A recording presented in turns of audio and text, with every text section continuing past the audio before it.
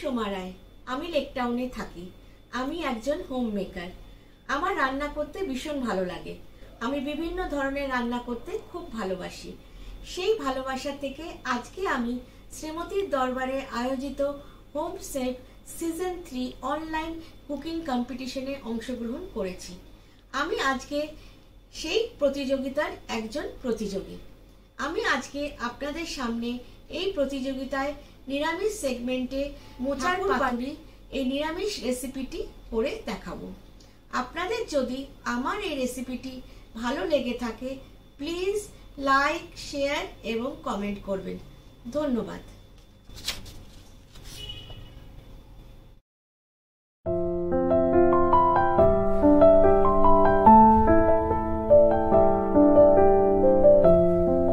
মোচার পাতুরি।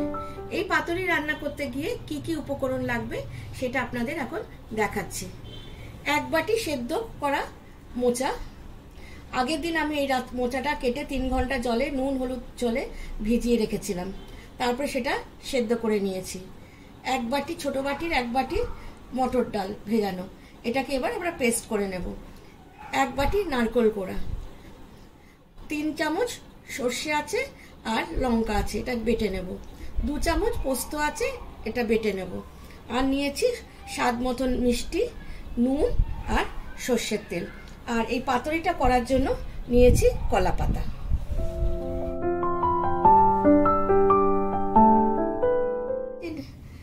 মোচাটা নিয়েছিলাম, সেদ্ধ করে রেখেছিলাম, ওটা বেটে নিয়েছি।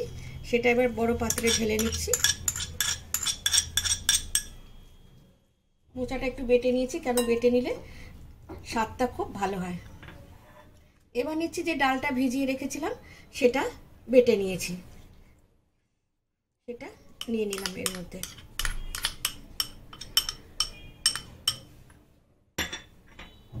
এবার নিয়ে নিচ্ছি নারকেল কোড়া।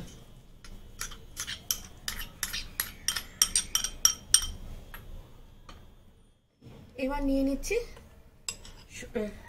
সর্ষে বাটা।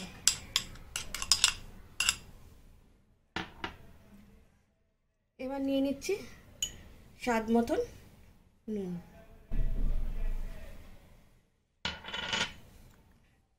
একটু স্বাদ মতন চিনি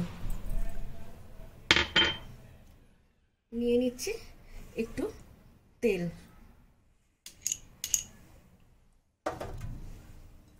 এবার এটাকে ভালো করে মাখবো।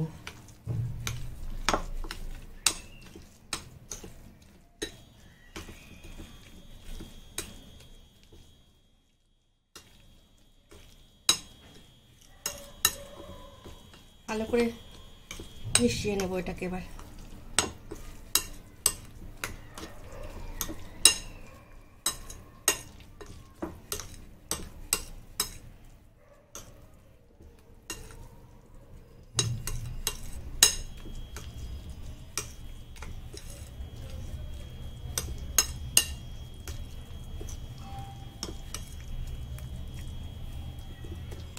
মিশিয়ে দিয়েছি। এবার একটা সাইডে রাখবো।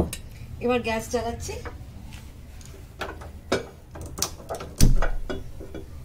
গ্যাস চালিয়ে নিলাম। এবার এই কলা পাতাগুলোতে একটু তেল ব্রাশ করে নেব। তেল ব্রাশ করে একটু সেঁকে নেব। সেঁকে নিলে কলা পাতাটা ফাটবে না, গোটা থাকবে, আর পাতুরিটা করতেও সুবিধে হবে।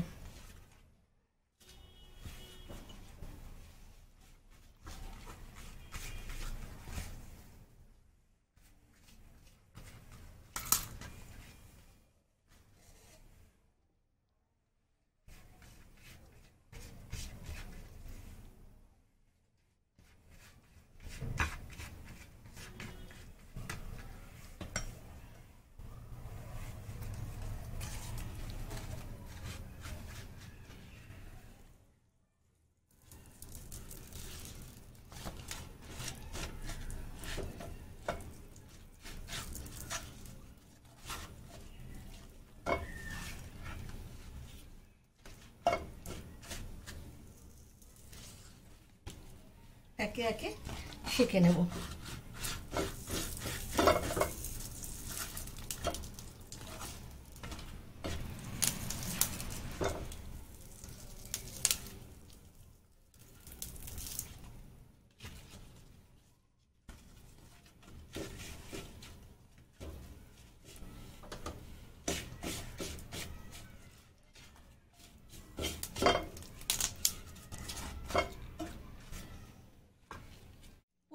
হয়ে গেছে একটা পিঠ হতে। এবার আমি ফিরে এলাম 15 মিনিট পরে। এবার আমি উল্টিয়ে দিচ্ছি, দ্বিতীয় পিঠটা হবে।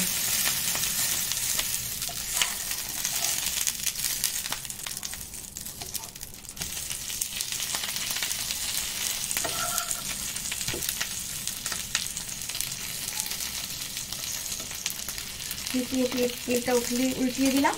এবার এটাও আবার 15 মিনিটের জন্য দিয়ে চাপা দিয়ে গ্যাসটা মিডিয়াম আঁচে থাকবে। 15 মিনিটের আবার 15 মিনিট হবে, তারপরে আবার আমি ফিরে আসছি। 15 মিনিট পর আবার ফিরে এলাম। আমাদের দ্বিতীয় পিঠটাও দেখুন খুব সুন্দরভাবে হয়ে গেছে। এই দেখুন সুন্দরভাবে হয়ে গেছে। এবার আমি গ্যাসটা অফ করে দিলাম। এবার এটা আমরা প্লেটে সুন্দর করে সাজিয়ে সার্ভ করব।